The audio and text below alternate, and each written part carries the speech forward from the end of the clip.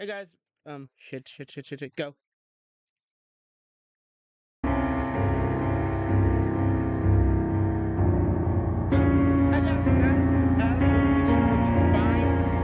My mic's right here, so very good. Yeah, that was it. For now, let's see what it's gonna be. It's been a long time, so let's see. My friend, this should be working nicely. I have my mic over here. Hello there.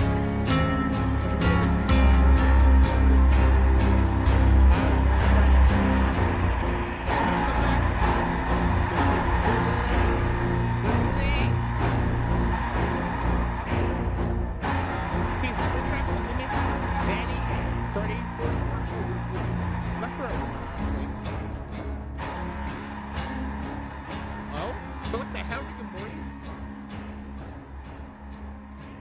All right, let's see.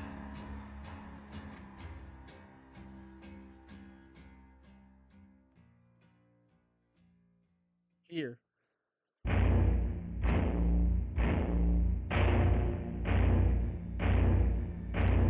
Oh. Is it not?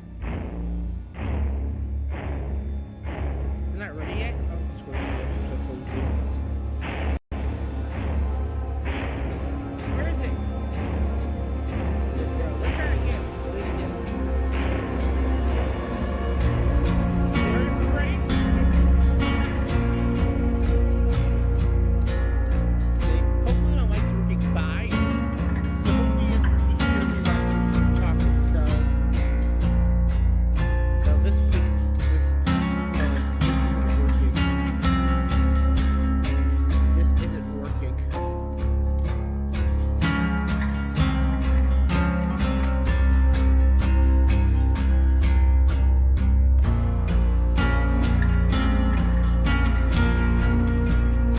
Possibly this back off. This might be the best one yet. Did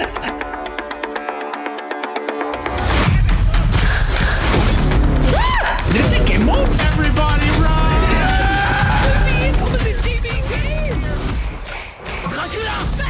A very strong focus on quality of life. I found Dead by Daylight and instantly it became a home. Thank you. Thank all of you.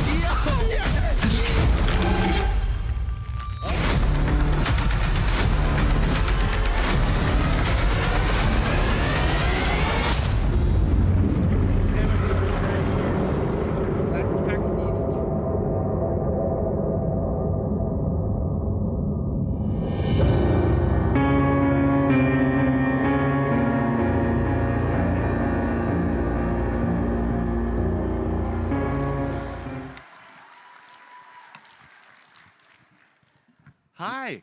Hello. Folks, we got a show for you. They're still coming. Oh, yeah. That, Come on in. There's still room. Pyramid Head's at the back there. oh wow. Hi. We played Dead by Daylight, so might do that soon. So in the biz, they call that a hype trailer. Seems that it worked. I felt pretty hype coming out of that. Thank you, everybody, for joining us today for Dead by Daylight's 9th anniversary live stream spectacular from PAX East in Boston, Massachusetts.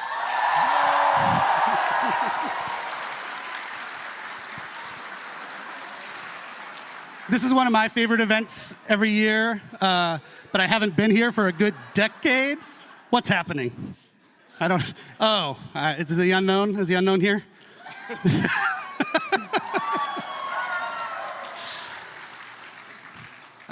It's a great event. I used to live in Boston, Massachusetts. But for some reasons out of our control, we haven't come for a number of years. Yeah. There was a global thing that happened. Yeah. But yeah, PAX has always been very special for us. It's not only is it an amazing place to be, it's just awesome to be with our people here, but it's where it all began for us, right? It is. 9 years ago, we had the smallest little booth you can get in the corner there, and then we showed our little game to people.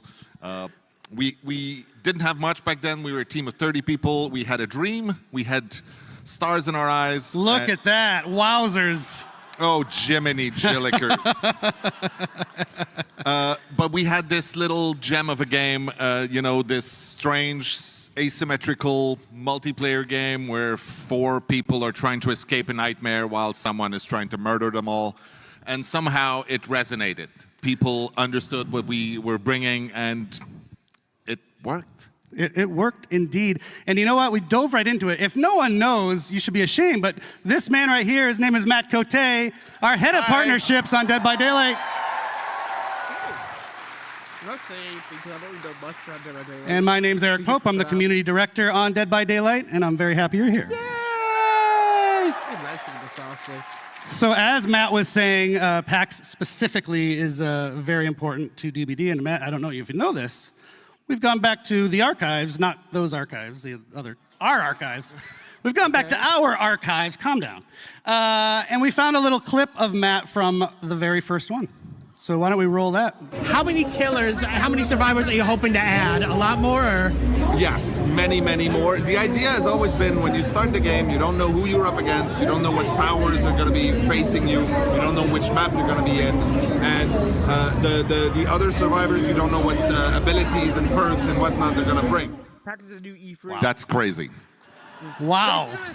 Not sure what was up with my eyebrows back then. Let's have a hand for Matt's eyebrows. 2016 eyebrows were very bushy. I love it. So I like to think the team delivered on what you said. And now we are in a place where we have 38 killers. 38 survivors, 45, Jesus, I have it backward. 38 killers, 45 survivors, and insane. 1 billion perks. About 1 billion perks, and so many really, really awesome licenses that came to join us over the years. Yeah, so I think you have always said it's kind of a love letter to the 70s and 80s horror movies that we all love. What really kicked it off on the partners licensing side was Mr. Michael Myers, right? Yes, Halloween. There are a few here, I believe. Halloween was the very first time we brought in some legends of horror. Many more followed after that. Yeah, Leatherface, Chucky, Alien, Ghostface, Stranger Things. Ash from Evil Dead. And on and on. Yes, and on it rolls. Yeah, one of the big milestones for us was probably like Silent Hill.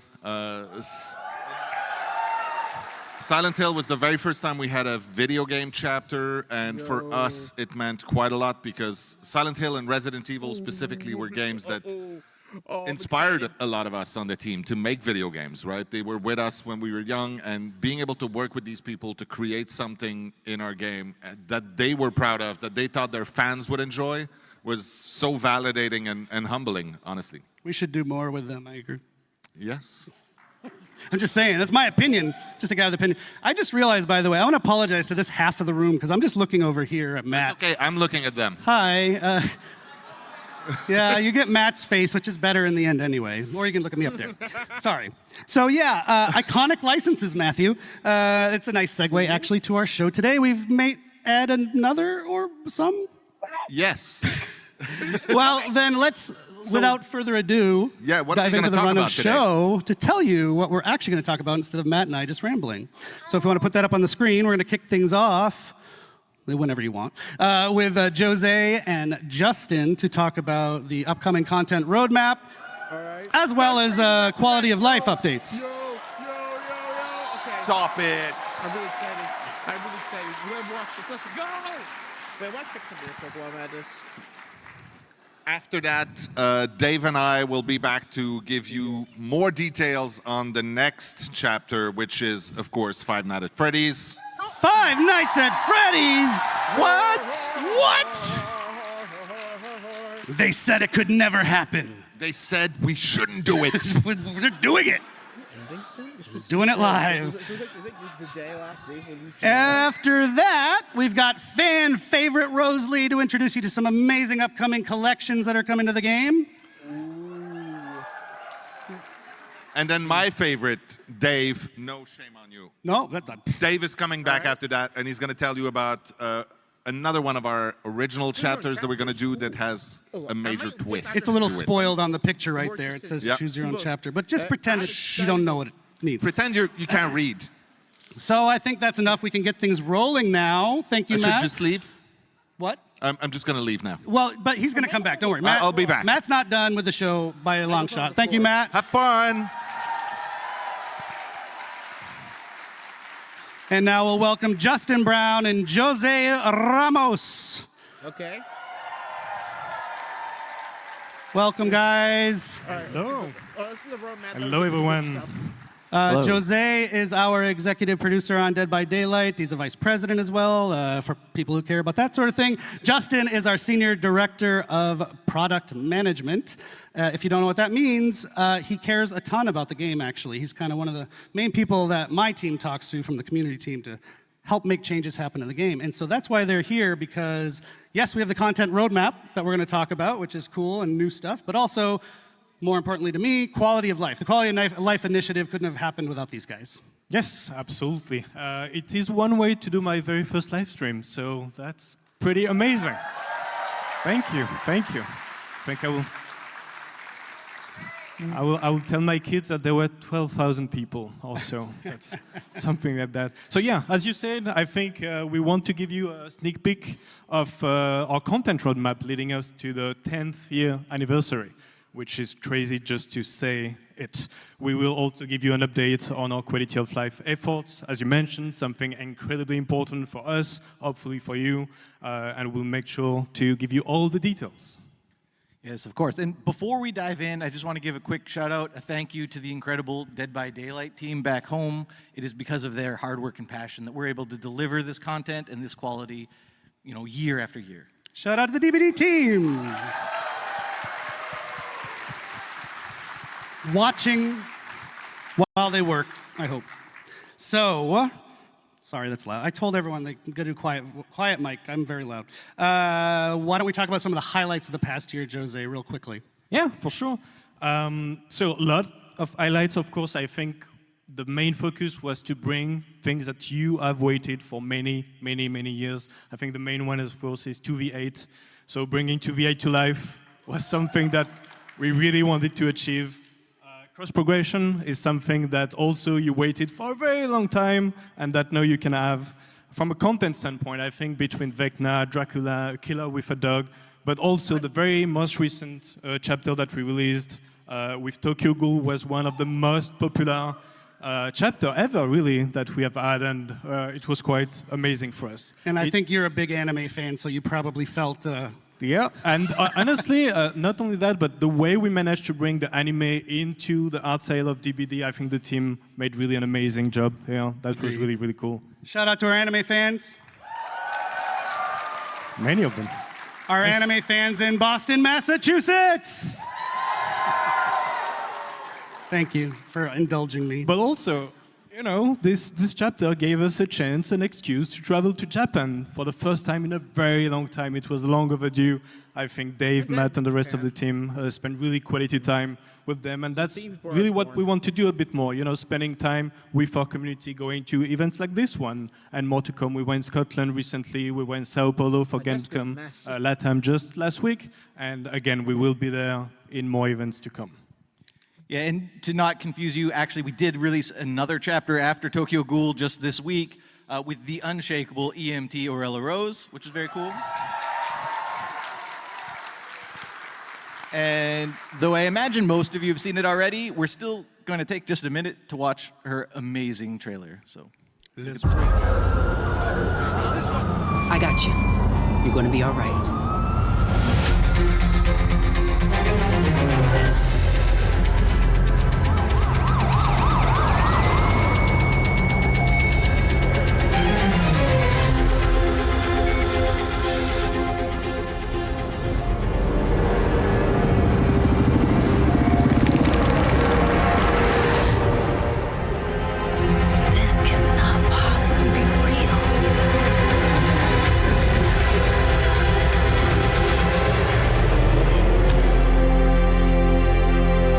My name is Aurella. I'm here to help.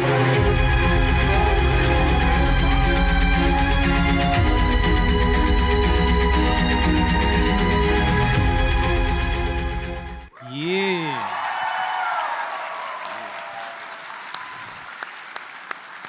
We got to do a lot of fun teasers for Arella, so it was really cool to see people kind of fall in love with her before they even knew who she was. So we know people like teasers. We've heard that, so we're going to try to keep doing more teasers in the future. So thank you.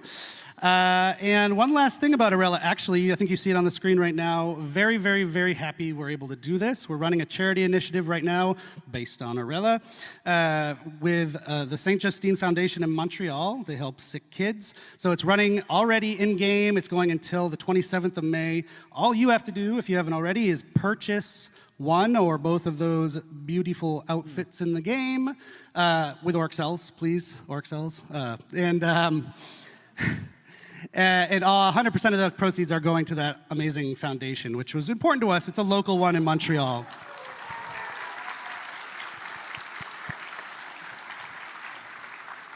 Thank you. We actually have a twist coming up in that campaign, too. Stay tuned.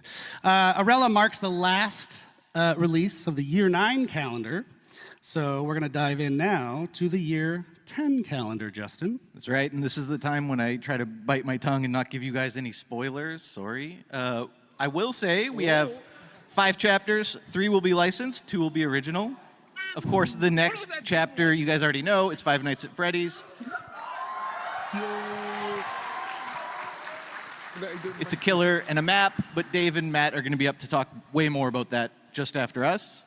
We're going to follow that up with another licensed chapter that will feature 2 iconic survivors. I won't reveal who they are today, but you guys are going to love it for sure. And then finally, we're going to end the summer with an original chapter, the first one of the year. It's going to be on one of our favorite themes, which is folklore, Asian horror folklore specifically. And it's going to be one of the most gruesome chapters we've ever released, so we cannot wait to get it into your hands. It's messy. It's gory. Very messy. We will close out the year with one big licensed chapter with not 1 but 2 survivors. And the last one is actually very interesting. It's a very special chapter. You see there is no killer in there, and that's because there will be a survivor, but also a new realm that we know you are going to love. I wish I could spoil more. It's not yet there, but we will talk about it in the future. And there will also be a twist on an existing killer. So the point also of this is because killer requires so much effort, we again want to give enough space and room to the team to be able to work on those quality of life elements. That's very important for us that, you know, we kind of focus on that. Yes, which thank you for the wonderful segue, Jose. So for some of you, of course, the content is what drives you and excites you, the new content that comes to DBD. But I also think for a lot of you, and myself included, who, you know, I talk to the community every day, the quality of the game, the quality of health of the game is just as important as the new stuff. So that's what we're going to talk about now. Like I said earlier, I'm really psyched that this is being prioritized. As Jose just mentioned, we've even taken a decision here and there to adjust the schedule of the year's releases based around doing more work on quality of life. So, Jose, why don't you take it away? Yeah. So again, success of DBD is about the community. And so this year, what we really want is to get all that feedback, to have more conversation than ever, to apply that feedback and to improve the overall experience of DBD. We think, and we're going to show with some details, that we have made great progress, but that doesn't mean that we are not going to meet some hiccups. The last release that we just had, we know has brought bugs on some of the killers, and that's something that we want to react very quick on. There is a lot more to come that, again, we are going to give a lot of details on. Yeah, and just to mention on this week's release, maybe a little rocky, we are holding our hot fix schedule a couple extra days so we can get more fixes into it. Still coming next week, hoping to fix as many of the bumps in the road that we ran across with this week's release. Of course, and if you've watched the live streams over the last couple of years, this is the moment when I would usually tell you about the 4 pillars we based our roadmap on, but this year we're doing things differently. It's all around one central North Star, which is to make sure that Dead by Daylight is respecting our players' time. And so all of our focus is really about delivering on that promise to you guys as the players. Yes, and actually I want to mention we've already started rolling out the quality of life stuff. The first feature, major feature of it was the Abandon feature, which went out last release. It was pretty well received. We got also a lot of great feedback on how we can tweak it to be even better. So it's been a cool way to kick off the initiative with a big feature that helps to address some issues. Of course, and the most recent release, I mean, despite some of the issues that you know are already there, we did fix some critical issues. The skill check release window, which had been sort of a plague for a long time, finally resolved. The unhook spam exploit resolved. We also finally added perk previews, which we had tested a long time ago. Not to be confused with seeing your survivor teammates perks, which is something we'll do later in the year as well. And then the sort of controversial quest system, we do plan on monitoring that. The intention is never to make it more grindy. In fact, it should be the opposite, if anything. So we're going to look at the numbers. We're going to see if there's tweaks we have to make on the quest system. But we're really happy that you can finally make progress on more than one quest in a match, in addition to removing that awkward pain point you've probably all experienced where you load into a match and then say, oh no, I already completed my last quest. Now I can't make any progress on any quest in this match. So that's finally removed and resolved with this new quest system. Oh, cool. Cool. So we've got an asset we can put up on the screen to help us for the next section. Yes. There it is. So a bunch of stuff in that screen. I'm not going to go through it all, but a few ones that I really want to highlight is everything you see in blue. So in green is what we have released. In blue is what is going to actually be released just in June. So very, very soon around the corner. And a few ones that I wanted to highlight. One is, for example, the gamma setting. We know that it can be tough when it comes to the darkness level of some map, and being able, especially for console players, to be able to deal with those gamma settings is, again, going to go a long way. The go next prevention is quite important. Encouraging survivors to not give up at first hook is really something that we want to fix and improve. And one last one, sorry, that I wanted to discuss a bit more in details is the bulk blood point spending. I was watching the stream of one of my favorite content creators just a few days ago with the release of Aurelia. She was super excited, saved millions and dozens of millions of blood points. And it takes a while. It takes a long time to spend those blood points. So being able to spend them in a matter of a few seconds is, I think, again, a small step for DBD, massive leap for DBD players for sure. And this is how we find out I'm not your favorite content creator? Wow. Wow. I understand. No, that's great. I've had a few people come to the booth here at PAX just talking about the bulk blood point spending too. So glad that that's almost here.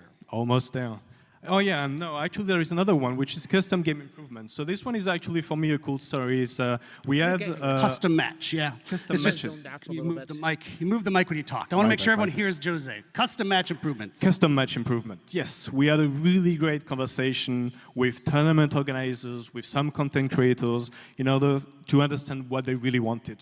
And the list was really good, but then we asked, but what is the top priority that we have? Because we want to make sure that we will be quick to deliver on this. And we have identified those, and they wanted to move from 1 spectator slot to 5 spectator slots. They wanted to have hotkeys to be able to shift pretty easily from one player to another, and we are going to bring those things right into this June release as well. So happy to go fast on this one. Yeah, and of course, that's not where we're going to end with custom match. That's just what we're delivering in June. In the future, throughout the year, we're going to add more customization options to custom match, including the ability to start selecting limited time event modes in custom match specifically, which will be very cool. What about 2v8? Can that be in custom match too? Yes, it will include 2v8 in custom match. Oh, yeah. Dave liked that one. Or maybe that was Matt.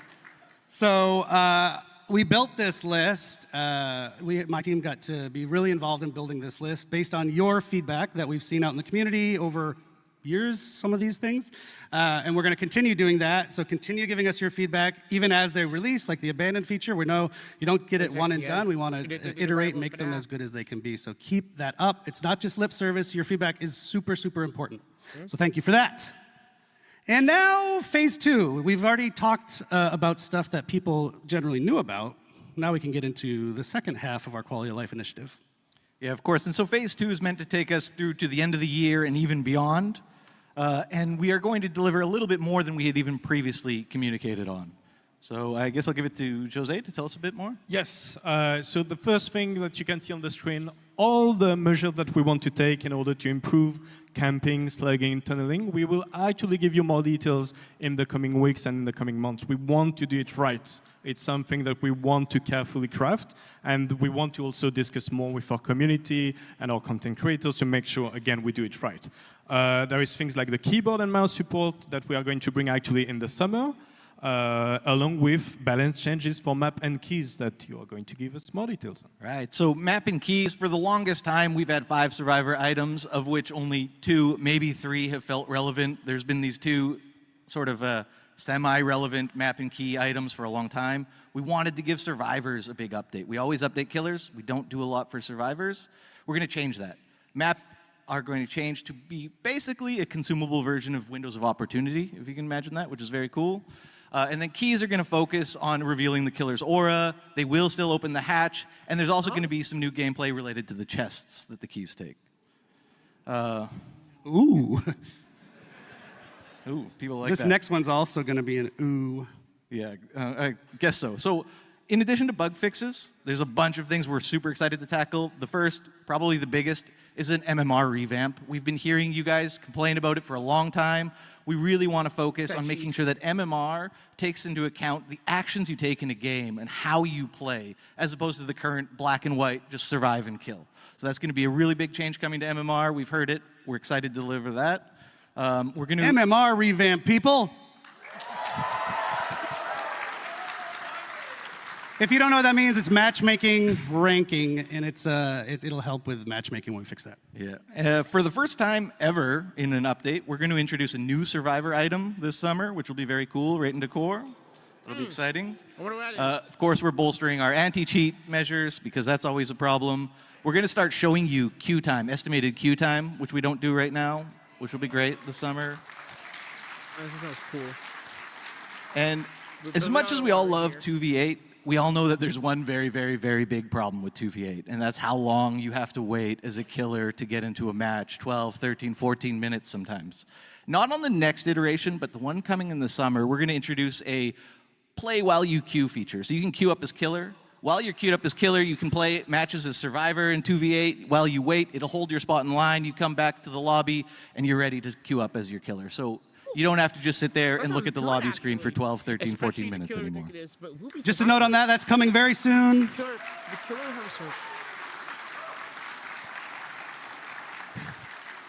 It's coming very soon, but not in the next iteration of 2v8, which is even ultra soon. So the next 2v8, just so your expectations are set. Okay, one last thing, we do need to wrap it. I got the wrap it up signal about 5 times now. If you're a content creator in the audience, we also have some quality of life for you. We are overhauling the Dead by Daylight creator program completely. And that's going to include what's called a support a creator system, which maybe you know from other video games.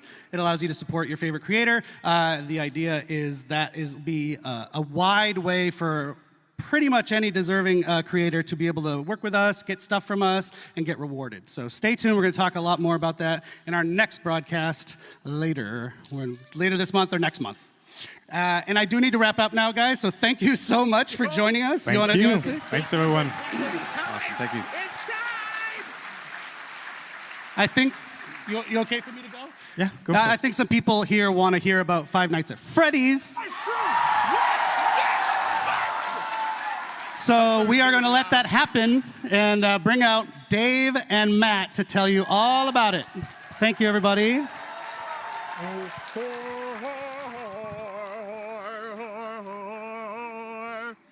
Oh, please. Oh, this is going to be great. Oh, I'm going to go insane. I'm going monkey.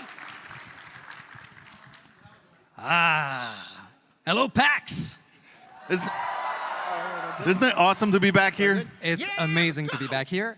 It's nice to see you, even though I don't see quite well. It's nice to see you in person. Also, hi to everybody watching us online. And shout out to all the cosplayer. I've seen some of them. They're amazing. Especially Mr. Unknown somewhere there. Amazing.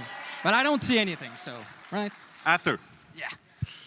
All right, so of course being here is pretty special, and we're here, it's perfect that we're here to announce and to reveal a little bit more of our top requested, of all time of the history of Dead by Daylight, the top requested license. Yeah, so Five Nights at Freddy is our next chapter, as we've said. It is one of those crazy games. It's such an amazing story. They released about 10 years ago, just like we did. It was one of the first little indie horror games. Today, it is a gigantic behemoth of a game and universe, actually. And we are thrilled to have Five Nights at Freddy's universe finally come into the fog. Hey, Scott Coffin, walk on stage. So of course, the team has had a blast creating this chapter. It's such an amazing universe to explore. And I just wanted to say really quickly that, you know, we do survey. We survey our community to know what you want out of licenses and content, and we listen to it. And Five Nights at Freddy's has been the top of the list for the longest time. So finally, it's here. So what are we doing with Five Nights at Freddy's? Yeah, okay, so let's start and reveal our new killer. Yeah. Let's show that bad boy.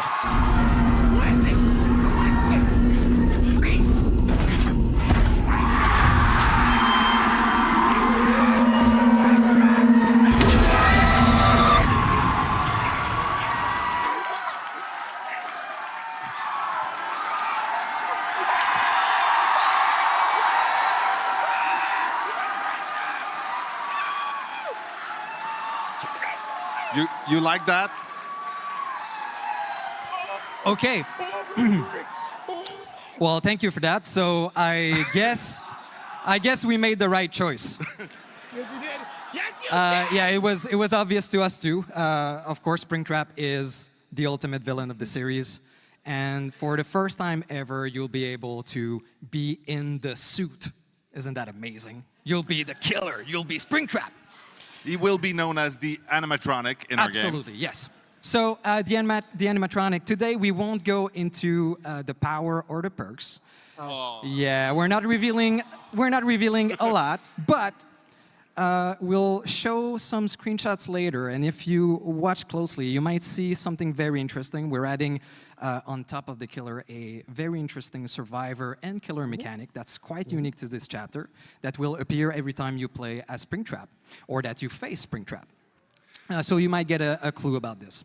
So obviously, we will reveal more of that in a couple of weeks in another stream. But I want to say that the power and the perks are really authentic to the universe of Five Nights at Freddy's. Yes. Now, one of the other ways that we like to bring authenticity to the content that we create is with cosmetics, of course. And there are going to be a few really cool ones as we release this, but there's one we absolutely need to talk about today. A legendary outfit for Springtrap that we will have will be taken directly from the movie, and we're going to show a little thing.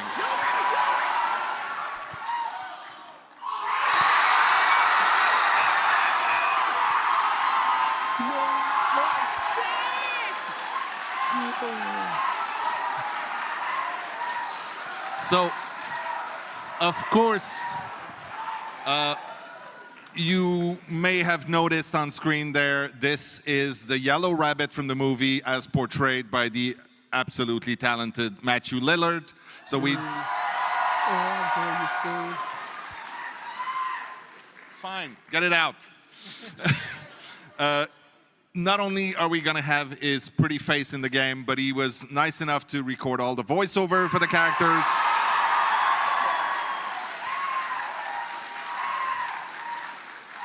That's exactly what I said when I heard that. Yeah. Hold on a sec. I do the stupidest thing ever. The way I get into this thing is I do like an ape thing. So hold on a sec.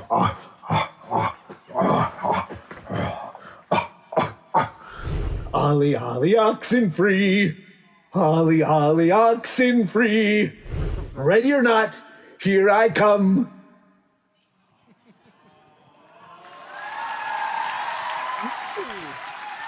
He is such a cool guy. So as you've seen, there is no survivor in this chapter, but but there is a map. Yeah, thank you. We couldn't do this without, of course, the iconic location of Freddy Fazbear Pizzeria. Oh yeah.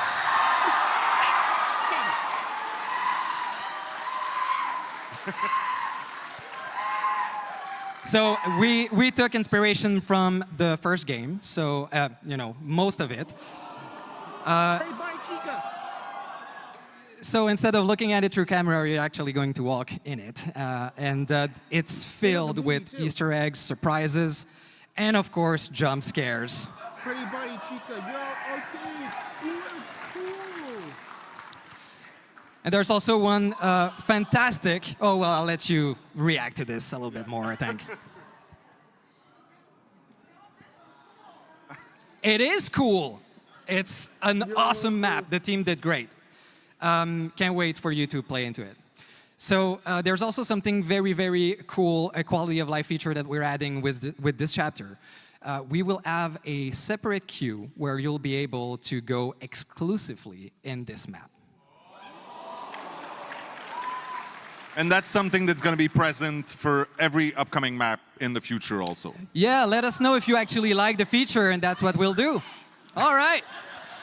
I mean, if everybody hates it, we'll take it out, but we try to listen, is what I'm saying. What else? Well, I think we're actually out of time on this one, so it's okay. There's going to be a big stream. Also, you should know, especially there might be a few people here who are big fans of Five Nights at Freddy that do not know Dead by Daylight so well yet. So go check out our socials, check our newsletter. We will be teasing quite a lot and giving a lot more information in the weeks leading up to the actual release. So right now, Dave and I will scoot. Dave will be back later, don't worry. And right now we'll leave the room to Rose and Eric to take you through some of the really cool collections coming this year. And that's me done. That was sick. Hey, sick. My throat hurts. I need to chill out. But thanks for watching. More stuff later on, so let's keep an eye on that. Anyway, I'm Adam. I'll see you guys next time. Goodbye.